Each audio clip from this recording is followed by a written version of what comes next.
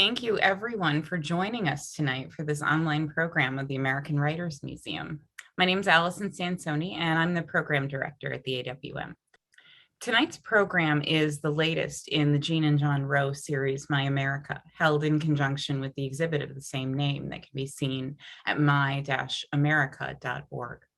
Journalist Elly Fishman spent a year at Roger C. Sullivan High School, immersed in the lives of the immigrant and refugee teenagers who make up more than half the school's population. At the height of the Trump White House's anti-immigrant rhetoric, these students struggled with poverty, racism, and xenophobia, but dreamed of life and work and romance in their new country, as any teenager does. This year of reporting culminated in the book we're here to discuss tonight, Refugee High. Elly Fishman is a former senior editor and writer at Chicago Magazine and teaches in the journalism department at the University of Wisconsin-Milwaukee. She's here tonight to talk with award-winning author Alex Kotlowitz, author of American Summer and There Are No Children Here, among many other works. We're going to bring them into the room here. Welcome to you both. Hi, well, thanks for having us. Thank you both for being here. So excited to be here.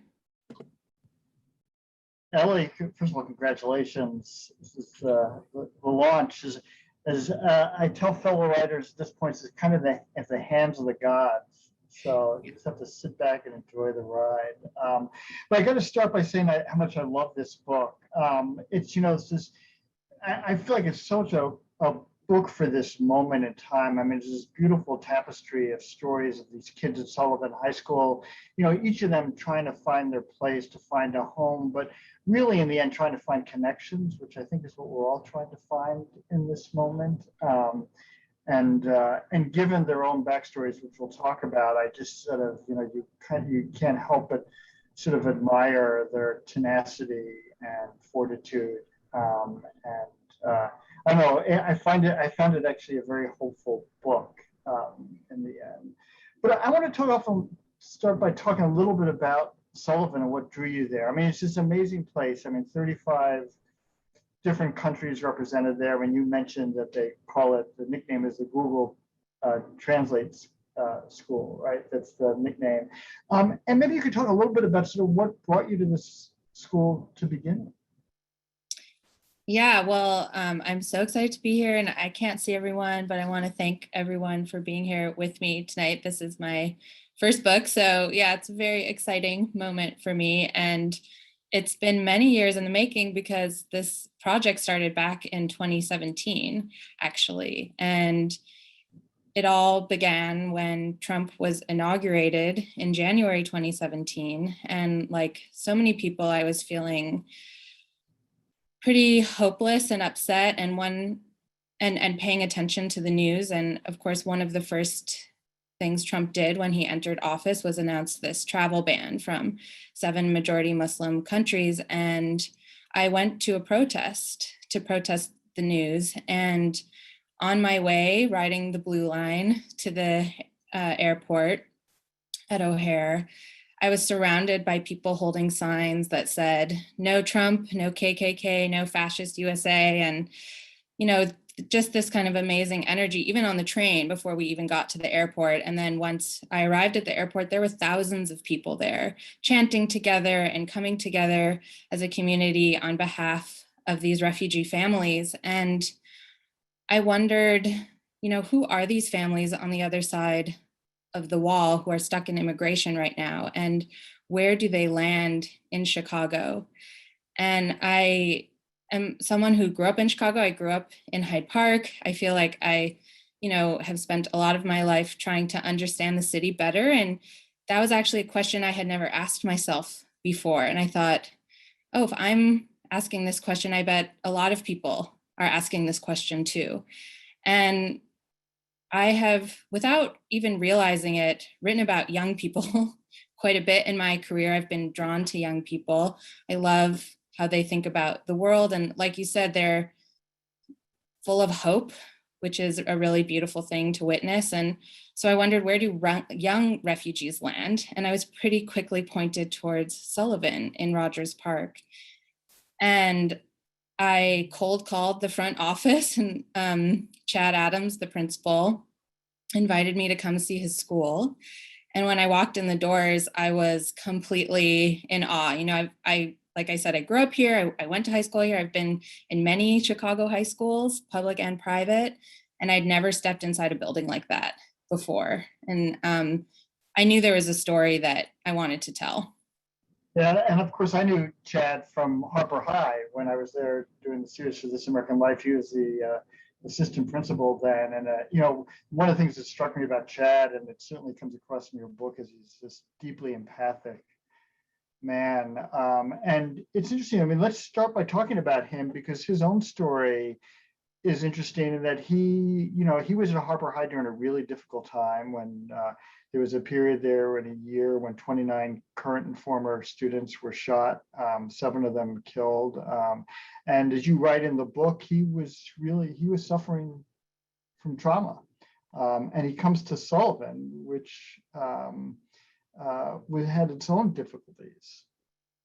Yeah, I mean, we talked about you and we talked about This American Life piece, because in some ways I feel like this story picks up where that one left off, and you kind of see the next chapter in Chad's life. So he arrived at Sullivan in 2013. This was his and remains his first principalship.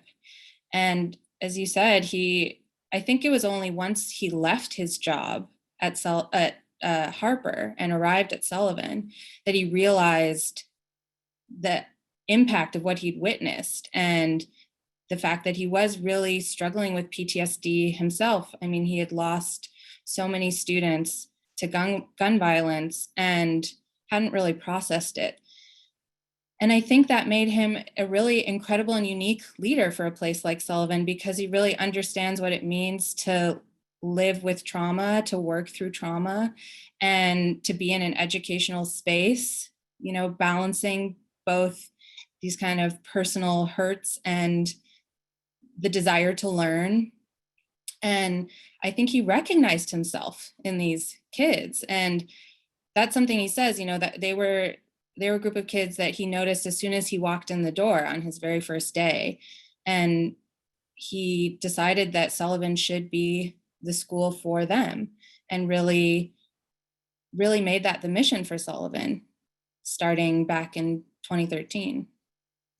Yeah, he seems very sensitive to, I mean, as you kind of, you were kind of very wisely focused on 4 kids at the school. And as you begin to learn their backstories, you begin to realize the burdens that they're carrying.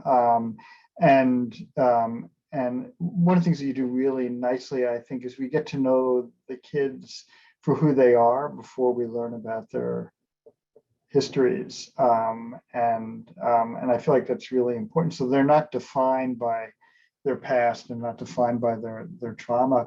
Can you talk a little bit about, so you arrive at the school and Chad, you know, who's incredibly open, says, Elly, please come on in. And then you spend time, I mean, one of the stories that you tell is that you visited a class and the teacher had students ask you questions to get to know you. So what were they interested in about you? What did they want to know about you?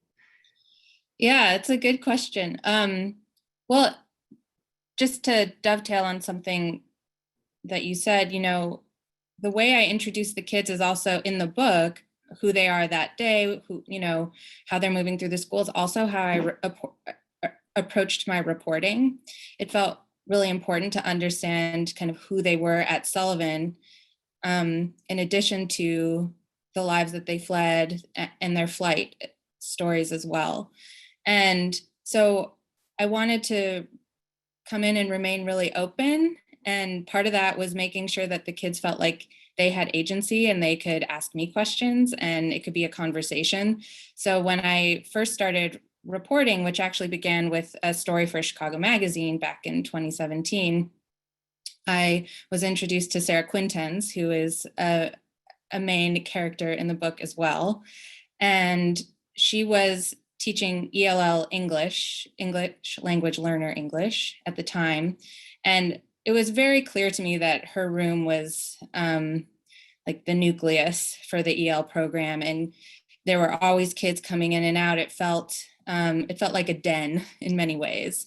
And so I hung out in the back of her classroom for a long time. She always said I was just lurking, and why was I just sitting there not talking to anyone? But I really wanted to observe and try and understand the dynamic and the ecosystem within her classroom and the school before inserting myself. And part of that was also giving the kids an opportunity to get to know me. So Sarah had a few exercises she would do for any classroom visitor.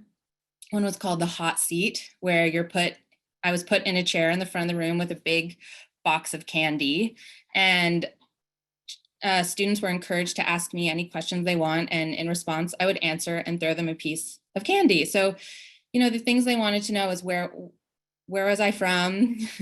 Was I married? That came up a lot. Did I have any kids? Also, what my family was like, what it's like being a writer, what life in Chicago is like, kind of basic personal questions, just wanting to know who I was and also why I was there. That was one that came up a lot. Well, in some ways, the same things you wanted to know about them. So, So one of the young women that we meet early on is Shahina, this remarkable woman from Myanmar. And I thought maybe it'd be nice if you could read that short excerpt when we meet her early on in the book. Yeah, absolutely. So here's the book. And this is the introduction to Shahina, who is a sophomore at the time at Sullivan. A spirited sophomore. Right. Yeah. Every morning on her way to Sullivan High School, Shahina passes reminders of the life she narrowly escaped. That's why she counts down the days until she turns 18. She still has 408 days to go, but that's close enough to keep the Burmese sophomore in good spirits. Though the way to school conjures bitter memories, Shahina, a refugee from Myanmar, is always relieved to be out of the house. Tensions are high at home. Shahina and her mother rarely speak, and when they do, Zakia curses her daughter's obstinacy, and school offers distraction. Inside Sullivan, Shahina walks past quotes painted next to each classroom. Maya Lin's, "The American dream is being able to follow your calling," and one from Dr. Seuss, "Think left and think right and think low and think high. Oh, the thinks you can think up if only you try." The school is a sea of navy blue lockers with the bright yellow S, Sullivan's insignia, painted above them. Below, the drab black and brown checkered floors seem to dampen the optimism advertised on the walls. The deteriorating first floor girls' bathroom, marked by large concrete slabs and rusting water pipes, stands among Shahina's most cherished spaces inside Sullivan. It's there in the fetid room that the 16-year-old will station herself near the mirror and take dozens of hijabless selfies. She'll spend hours each day posting photos enhanced by kitten ear filters to Snapchat, uploading close-up doe-eyed portraits to Instagram, and keeping up with ongoing flirtations with a slew of Burmese boys on Facebook Messenger. Recently, she's been talking to a Rohingya boy in Boston who claims he carries a gun and runs with a crew called the Asian Boys Gang. His profile picture boasts the group's logo, their name with a lightning bolt for a Z. Though she's never been particularly interested in school, Shahina looks forward to starting her sophomore year at Sullivan. At school, she can watch YouTube tutorials on sunset makeup looks and catch up on social media gossip. She can make plans to watch scary movies and hitch a ride to the mall. She can drink Diet Coke and eat soggy pizza. Ever since Shahina, who cloaks her thin frame with loose clothing, began fighting with her mother, the girl refuses to eat at home. Most days, the meals provided at school are the only ones she eats. At Sullivan, Shahina can be a kid. 6 months ago, the teenager thought she'd never get that chance again. That's Shahina. Can you talk a little bit about what drew you to Shahina? I mean, outside the fact, of course, that she's so spirited. Yeah, so in my reporting, there are so many incredible stories inside Sullivan. And I wanted to make sure that I was writing about students who felt comfortable with me and who wanted to share their stories. So that was kind of an initial gauge. And Shahina, as soon as I met her in the library, she started coming back around. You know, she wanted to, she was always checking in on me. She wanted to know what I was up to. She wanted to share her world with me. And that gave me a sense of the fact that she was open to this project and excited about it. So there was that. And then also I loved the relationship she had with her friends inside the building. She had a really close-knit group of friends who clearly looked out for each other and were each other's chosen family. And I really loved seeing those relationships. And then subsequently, I learned that she had this amazing fierceness to her and fight and desire for independence. And she had clawed her way out of a really bad situation the year prior and was determined to carve her own path for herself in her newfound home. And I thought that was an incredible story to tell and to talk to her about. And actually, when she would ask me questions, she would ask me a lot about my own independence and how you carve that out as a woman in America. And that's often, you know, going back to what you asked me earlier, that's actually what she would ask me about quite a lot, which I also thought was really interesting. Yeah, and she also had this remarkable self-awareness as well. I mean, a lot of the kids did, but she in particular.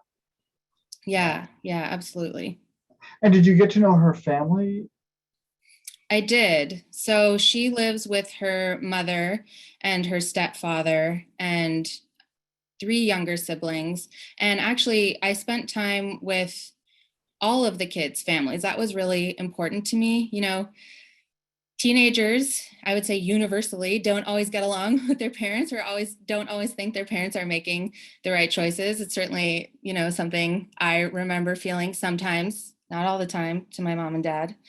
Um, but I recognized that in these kids, and Shahina in particular had a really contentious relationship with her mom, and so much so that I wanted to understand her mom's perspective and why she was making some of the decisions for her daughter that she was making, which from Shahina's perspective felt really draconian and abusive. And when I met her mother, I learned an entirely different story. You know, I learned that she was a person who perhaps made some bad choices, but also was fighting to survive and fighting to hold on to her culture and the world she knew, and was making choices that she, I think, genuinely thought would be best for her daughter.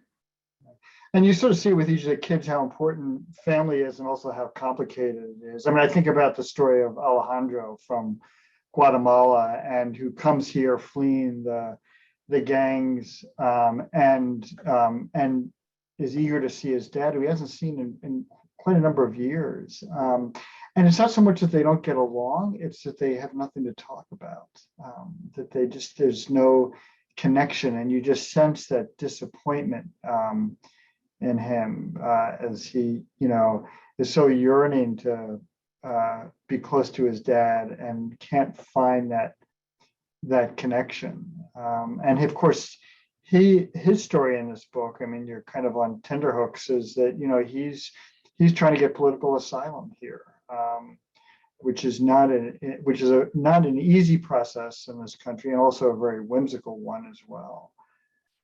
Yeah, when Alejandro arrives here in Chicago, he and his dad are basically strangers. Yeah. And you realize how hard that is as a kid to leave your whole world behind. I mean, many of his friends by the time he fled had been killed by MS-13. That's the reason for his flight. And he lands here in an extremely difficult situation. It's not one he chose for himself. And, you know, they eventually over the years, find ways to connect with each other, but you feel his longing for his mother and for his family at home. You know, that's a huge pain and loss for him. And that's true for all of these kids, right? This kind of tension between the world they left behind and the new lives they're building here. And so much of that plays out inside the walls of Sullivan, which is why it's such a dynamic, interesting place to be. Yeah, I really felt for him. I mean, he's here and he's in contact with his mom and learning over time that his friends are being killed by MS-13 down there. I've got to ask, and I hope I'm not giving anything away, but we don't know at the end of the book whether he gets asylum. And I, rereading it, realized that his hearing was scheduled for this month. Yeah. So August 20th. also coming up. Yes. Yeah. Which felt like a really long time when I finished the book, and here we are, right? Yeah, it's coming up. And he's an adult now. He has a young kid and he's working, and, you know, he really has built a life here. His story is remarkable. And I think the other thing that I love about the book is, you know, reading not only about the kids, but reading about Chad and Sarah and sort of their engagement with the kids, their effort to try to embrace them and nurture them and encourage them, and to do it in a way that feels genuine to their journeys. And you sense the toll that it takes on them. Yeah, I mean, one of the things that felt really important to me was showing how hard this work can be. You know, I didn't want teachers or anyone who's worked in schools to read this book and say, oh, this is a totally Pollyannish portrayal of what school is like. This doesn't feel like reality, because the job is really hard. It's a really hard job and they work really hard and there are so many challenges, but I also wasn't interested in telling a savior story. And, you know, it's not about teachers saving these kids. It's about the ecosystem in which they all live and how they buoy and bolster each other together, and how it's messy and human in all the best ways. Well, there's this great moment where the kids actually kind of buoy Sarah after she has split up with her husband, and they all kind of come to kind of buttress her at that moment. Yeah, I mean, that's one of my, I think, favorite moments in the book, because you really see the relation, how strong these bonds are inside Sullivan and how much care there is, you know, for each other, both ways. So, Elly, can we talk a little bit about the reporting? One of the practical questions I had for you was just language. How did you manage? I mean, there were four main characters in this book, one from Myanmar, one from the Congo, one from Guatemala, and one from Iraq. How did you manage that language barrier? Well, translators are amazing and an interesting dynamic. Did you bring in translators in yourself? Or? I brought in translators myself, mostly when I was interviewing their parents. Mm-hmm. For the most part, I mean, just in terms of the practicality with reporting, I worked with kids who had enough of a command of English where we could communicate, or we could get far enough that, you know, it required some Google Translate, going back to the Google Translate school, that, you know, we could manage without a translator, because I was in the school almost every day after a certain point. And so having a fleet, basically of four translators with me at all times, was just not going to be possible. But I did work with translators when I visited their parents and their homes and met their families. And those translators are also incredible people. Many of them were refugees themselves and had their own experiences that I would learn as we would, you know, drive to various neighborhoods in the city. And those were really special relationships too. And they also, in some cases, felt like they had their own wisdom to share with these kids, and were really glad to be connected with the new refugees arriving here. Right, and that was my other question, is you were there every day? So at first, going back to high school every day is not the easiest thing. It's amazing that high school students do it, frankly. So at first I wasn't quite there every day, but I pretty quickly realized, and honestly, I think talking to you, you were like, just go every day. And even if only one thing happens that day, that's all you need, right? And so yeah, I just basically I went back to high school. and I spent almost every day inside the building between 2017 and 2018. And I'm curious, I remember when I was working on There Are No Children here, and, for the kids, they were younger than the kids you wrote about, but, they in some ways could have cared less about the book. What they really cared about in the end was our friendship. That was for them what was most important. And I don't know what your experience was, because it is this kind of fine line to walk. You kind of, you have this kind of quick immersion in the lives of people and this kind of accelerated intimacy, and get to know people really well and come to really care about them. And so I imagine that must have happened with you and these kids as well. Oh yeah, completely, with the kids and also with the adults in the building. Yeah. 4 years is a long time. I mean, you really become part of each other's lives, and you can't help but care about them. I mean, I imagine probably some people can spend 4 years following people that they don't care about, but I wasn't really interested in doing that. That's a lot of time spent. And yeah, I mean, I feel really close to them in particular, I feel really close to them, I should say, but I also wanted to make sure that they knew that I was a journalist and I was working on a book, and it felt important to continue to remind them of that, and remind them that I have my recorder on. And actually, this is another thing you said to me early on, like, just always have your notebook out, even if you're not taking notes, just so it's like a visual cue, like, hey, I'm here taking notes, I'm working, like we have a relationship and we're growing close, but I'm working. Right. And you still want to feel like you've betrayed anybody's confidence. Right. So, there are some really, really hard stories that come up in this book, and some of them took kids a year to share them with me. Right. And when it finally happened, I would always start saying, hey, you can always raise a hand and say, we can stop, or you don't want this to be part of the book. And I felt like, I wanted to continue to encourage them to take agency and to tell me if it felt uncomfortable. Right. And my guess is that for some of them, it was probably the first time they had told that story. Yeah. If not all of them. Yeah. I mean, one of the other heartbreaking stories in the book is the story, and I hope I pronounce his name right, is Belange. Is that how it's a pseudonym, I know, but. Yeah, so Belenge from the Congo, whose friend is shot by a gang member here in Chicago. And you kind of sense not only the trauma of that, but that it kind of, I think, stirs up all these other memories. I mean, he grew up, if I remember right, in a refugee camp in Tanzania.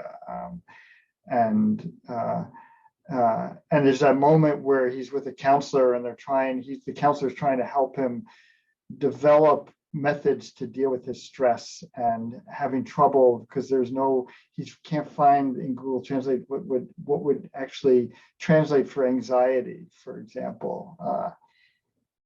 Yeah, that's so Josh Zepeda is the social worker who works with the immigrant and refugee kids at Sullivan.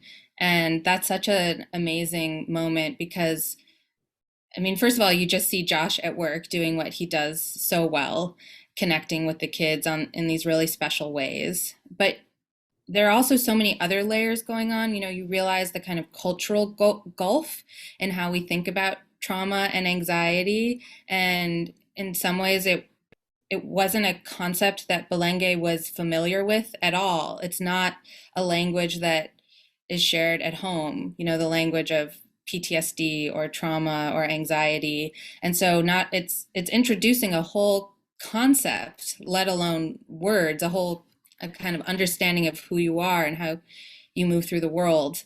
And Josh plays that role for many, many kids at Sullivan. And and then you also get a sense of, how Belenge, like so many kids, is carrying what the memories of the places he's fled and how they map onto this new life in complicated ways. And it's so much for a young person to have to navigate. And again, this is like what makes Sullivan so incredibly special. It also, to me, illustrates something that I think is really among the most wonderful things about Sullivan, which is that, they really think of themselves beyond just the classroom and curricular learning. They are a space in the community. They are safety, they are shelter, they are food, they are mental health services, they are, you know, they are so many different things for these kids. And that's exactly what's kind of happening in this scene in the book, is you see how many different roles a place like Sullivan plays for a kid like Belenge. Which is honestly what schools should do. Yeah. You're right that Sullivan is this kind of exemplar of that. Um, can I ask, just personally, was it, when hearing these stories, it must have been hard for you? And I know that whatever you experienced doesn't at all touch what those kids have experienced.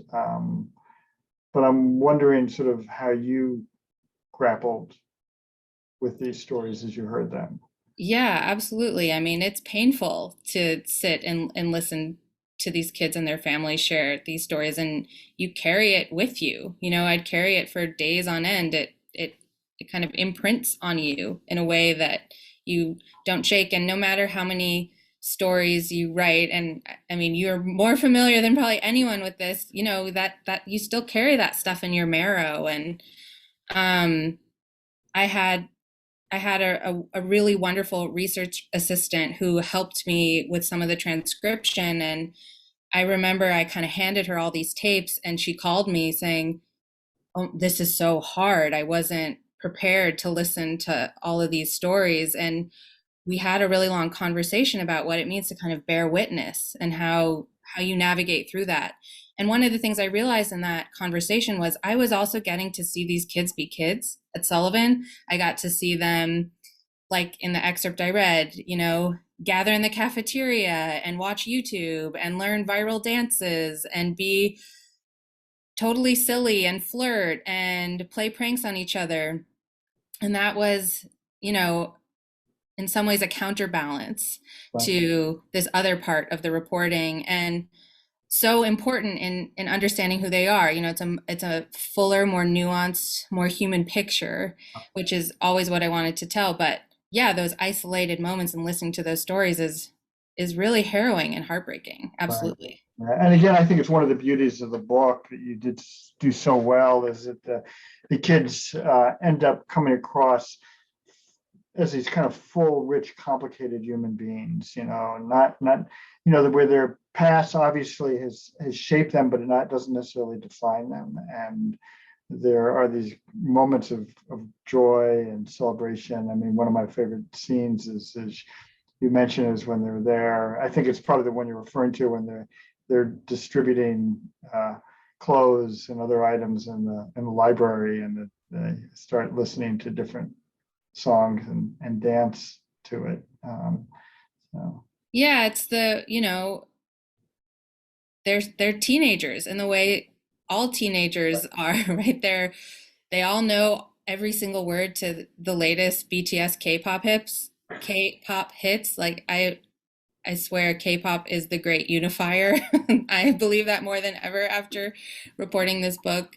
They're watching the same videos, they're flirting in the same ways. I mean, there's so much that connects us. There's so much about us that is the same. And even if I'm not a teenager anymore, but I can, that still, those experiences still feel right at the surface for me. And I recognize myself in them too. So, hey, let me ask before we open up to questions. Can you talk a bit about what surprised you the most about this experience? What was the most unexpected? Well, one of the things, Go oh, ahead. sorry.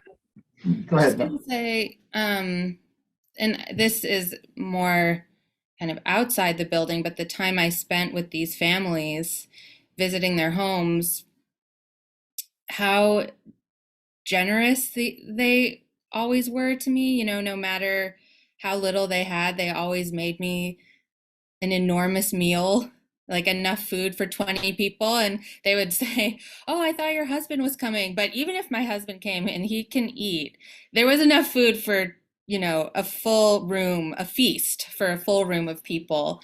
And how open and excited they were to share their culture and their tables with me. And in particular, there was one moment that really I'll never ever forget. I was interviewing Belenge's father, Tobias, and I had been told for months, like, don't expect very much. He's a very reserved man. He doesn't talk about himself. You know, he has had a really, really difficult life.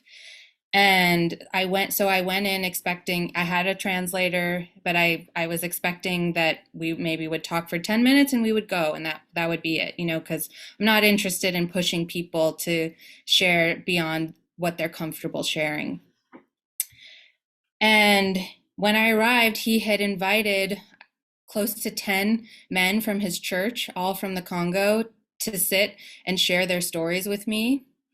And so we all sat in a circle together, and they each went around and told me their own individual stories. And then we got back to Tobias, and he started telling me his own experience of fleeing the Congo during the first Congolese War. And basically everyone in his family had been killed except for Tobias and his 2-year-old daughter. And he told me about fleeing, you know, the nights he spent fleeing through the jungle, and how his daughter would cry and cry and cry. And the only thing he could do to comfort her was sing this lullaby. And he started singing me the lullaby in the middle of this room. And I just had this, it was just this, such a powerful moment. I had come in expecting so little. And here I was hearing this man sing the lullaby he had, you know, sung to his 2-year-old daughter over and over again, fleeing in the middle of the night. And it was just, you know, so powerful. And I felt so privileged and lucky to help him share his story and help people understand what his experience had been like. So it's definitely moments like that that surprise me and will stay with me forever.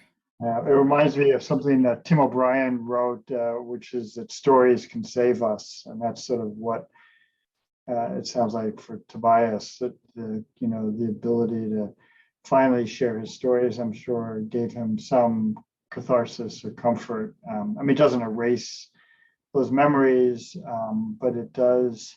Again, it's that kind of longing for connection, you know, for understanding, for empathy. Yeah, and I feel really lucky that I'm able to help him do that in whatever way I can. I mean, that's why I do this work. So, Alison, do we have some questions? We do. We do have some questions. Let me just read some of them out. And I just want to remind people real quickly that if they do want to type their questions into the Q&A box, we can read them out from there. So our first question is from Jeff Liebman, who writes, while we are frequently a culture that values openness and public exposure of our lives, I'd like to know how your subjects, but mostly their parents and families, feel about the book, given the varied cultural norms of these families may not be open to revealing such personal information to the public.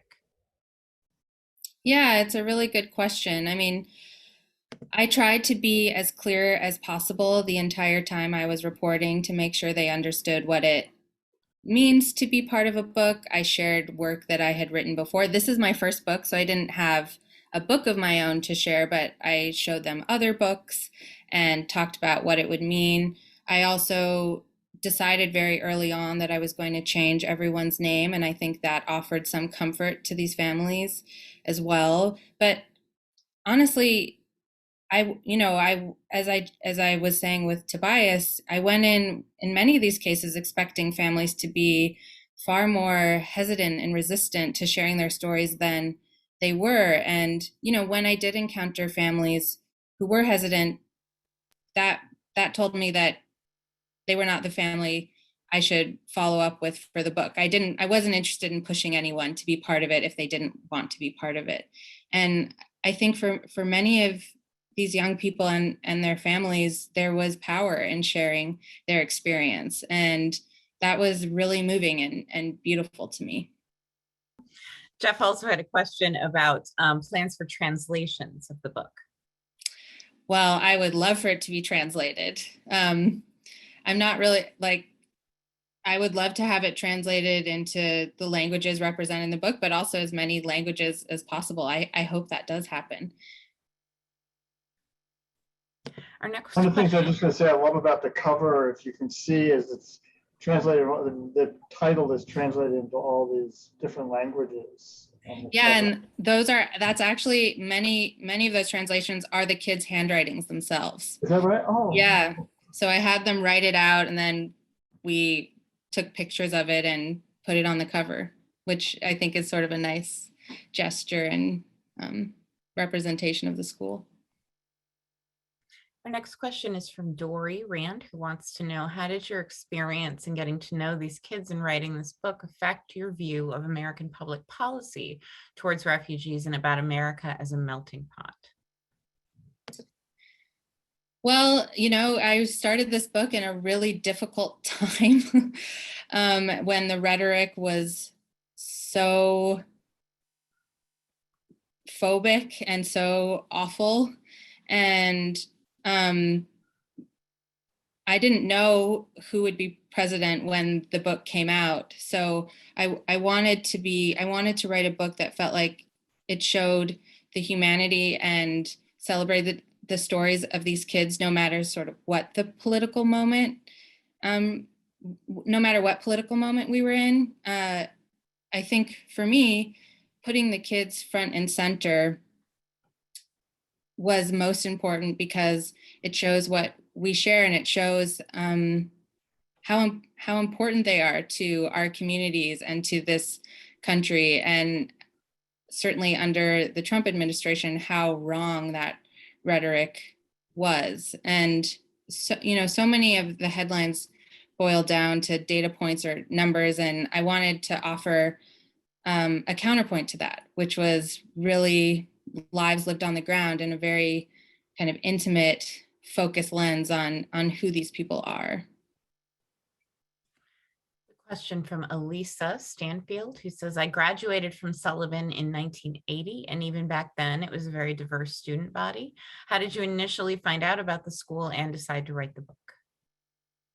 Oh, I love hearing from Sullivan graduates. Sullivan has such an amazing alumni network. That is one of the things I love about the school. It's clearly a place that has moved people and been an important place in their lives for generations. I did spend some time interviewing Sullivan graduates from the 60s and 70s, and they still feel so connected to Sullivan and to the students there. And that's really one of the things I love most about Sullivan. But how I first heard about it, I believe, was a family friend, Bill Gerstein, who worked inside CPS for many years and who I always call when I have a question about reporting on schools. And he told me to look up Chad and to look up Sullivan because he was aware of what was happening inside the building. And what's really funny is my husband grew up a block and a half from Sullivan. You can literally see a corner of the school from my father-in-law's backyard. So I've spent a lot of time right in that area, and I had no idea what was happening inside the building. So that was an amazing discovery for me as well, to know that had been under my nose the whole time. An anonymous question here, someone who wants to know, how did the students navigate becoming Americans, embracing American popular culture while retaining the culture of their home countries? Did it cause issues at school or at home for them? Yeah, well, that's the whole book right there, all those tensions. I would say it's different for every kid, and so much of that plays out inside inside Sullivan, inside school in general. And, they are trying to balance the expectations of their parents and of their home countries with newfound desires that they're seeing and experiencing in America. And every kid sort of negotiates it differently. And you'll see that even in the book. I mean, it's not linear. It's not easy. There's no script. It's really individual, and it's hard in all the ways it's hard to be a teenager, no matter where you come from and what your life is. And it's also hard in really specific ways for each of these kids based on what their kind of family and cultural expectations are too. Elly, can I just ask, were the kids aware of what was going on in this country under Trump? The ugliness and the heightened rhetoric. Did they realize how, well, I like to think how unusual it's been, how we kind of we pivoted so quickly. Do you think they were aware of that? It's funny, I kept waiting for it to come up, and it really didn't as much as I expected. And I thought about that a lot. Of course, the teachers were talking about it and the administrators were talking about it, and I was thinking about it all the time and talking about it in my own life. But for these kids, that's not what they were focused on. It's not what they were thinking about. And I think in some ways, they had been waiting so long to sort of rebuild that's where their focus was. And they'd also, they're young people who have grown up surrounded by hateful language. They fled the places they fled for a variety of reasons. And I wondered if maybe, it didn't resonate with them, or they didn't hear it in the same way we were hearing it. It felt like this really scary moment for me. But I didn't hear that reflected in their language as much as I thought. It can't, it would come up sometimes, but it's not what they were talking about in the cafeteria or in the library, certainly. A question from Brand, who wants to know about the large Orthodox Jewish community in Rogers Park, whether the students were aware of it or ever talked about it. Yeah, well, many of them live in that part of Rogers Park. And I myself am Jewish, and my own grandfather is a refugee. And, when they found out that I was Jewish, which sometimes I would share if they asked, they had a lot of questions for me. Many of them had never met a Jew before. So, this is a very teenager question, but they would ask me, like, do all Jews wear all black? Because I tend to wear a lot of black, and they lived near the Orthodox Jewish community. And I'd say, no, actually, that's just a coincidence that I happen to wear a lot of black. But they were very curious, and, our conversations were really interesting because, like so many things, they were asking new questions, and questions about what they had learned prior to coming here, about Judaism, about the Jewish community, and sort of, in some cases, really, really interested in breaking apart from and breaking away from what they had been taught and what they had learned. And that would sometimes come up in our conversations. Question from Kate Williamson, who wants to know, were you ever tempted to cross that observer line and become more involved or intervene with the lives of your subjects? And if yes, how so, and where and how did you draw the line? Oh, good question. And I made a phone call to Alex, the man himself, in one of these moments. So the answer is yes. When you're dealing with young people, especially vulnerable young people, over a period of many years, you can't help but start to feel some responsibility and care. And there were a couple moments where I felt like I could offer advice, especially to one young woman in particular, that if she needed it, could be really helpful. So a place to seek out help and shelter. And I also, so I connected her with well, I gave her the information of someone she could connect to. And she ended up not really being a big part of the book, but I had a conversation with Alex about this because I've been so trained to never interfere. I mean, they really drill that into you as a journalist. And I was having this kind of crisis in this moment. And Alex very wisely told me, do what you feel is right, and your readers will understand. Right, Alex, did I get that right? Yeah, no, you did. I mean, I feel really strongly about this. I mean, I too, Elly, was, drilled into me as a reporter, newspaper reporter, that, you never cross that line. But in the end, look, you build up these incredibly profound and deep and genuine relationships with people. And what's more, with kids. And it seems to me that, that in moments of need, that it's perfectly fine to offer advice or guidance or any kind of support. And in the end, I just think you do what you feel is right. And as you say, just be open with your readers. And I think your readers will not only understand, but they will actually embrace it. I think the mistake is to sort of maintain that manufactured distance. And it's one of the things, Elly, as you know, that I love about this work and this craft is you build relationships with people you otherwise would never have reason to meet. Yeah, and it felt wrong to withhold information that I knew would be helpful to her in a moment of need and crisis. I have a question from Michelle Ashley, who wants to know if the political climate or issues with the Trump administration had come up with the students' parents. A little bit more than with the kids, certainly. They seem to be more aware of the America in which they had landed, absolutely.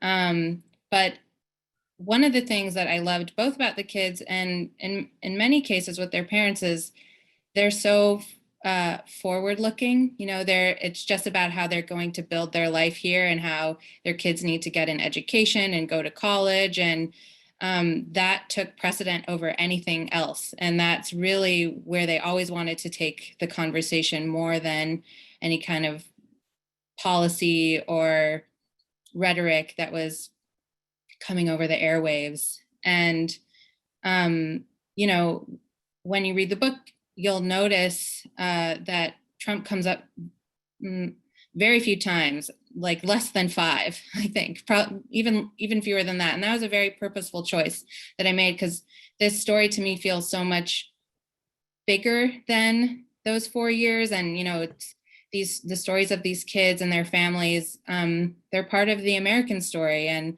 there have been families of refugees and immigrants arriving at Sullivan for almost 100 years, and they will continue to land at its doors. And I wanted to tell that bigger story. This project started with Trump, but I very quickly realized it wasn't about that at all. And the story I wanted to tell was actually something totally different. Got time for one more question here, and it's from Claire Larkins, who wants to know, Sullivan and particularly the teachers you worked with sound like such an amazing community resource and support for their students. Did you notice anything, any strategies, ideas, or parts of the school culture that you saw that you wish other schools around the country would adopt into their models or school cultures? Oh, yes. Such a good question, Claire. Hi, Claire. I've been thinking about this a lot as students return to school in the fall, and what can be learned from a place like Sullivan. And something that came up a lot in the school is Maslow's hierarchy of needs, making sure that young people have safe food and shelter and safety and community first. And, that kind of role that a school plays in a community and for young people, and how important that is for creating a successful educational environment. And, with kids from all walks of life returning from 18 months or more outside of their schools with different levels of trauma, I think that's something that all schools can be thinking about, and thinking about how to meet students in that way, and understanding that, you know, not everything is linear. Not every success inside a classroom can be measured by a standard metric or you know, a median test score. And Sullivan seems to really understand that and really prioritize the well-being of their students as much as anything else. Thank you very much to both of you for such an incredibly insightful conversation, and congratulations, Elly, on the book's publication. We look forward to reading it. I just want to remind everybody to check the chat window to get the ordering link for the book. And please see our website at my-america.org to learn more about the exhibit. Thanks to everyone for being here tonight. And thank you, Alex, and to Elly especially. Thanks, Elly. Congratulations. I hope the book soars. Thank you, Alex. Thank you, Allison. Thanks, everybody. Have a good night.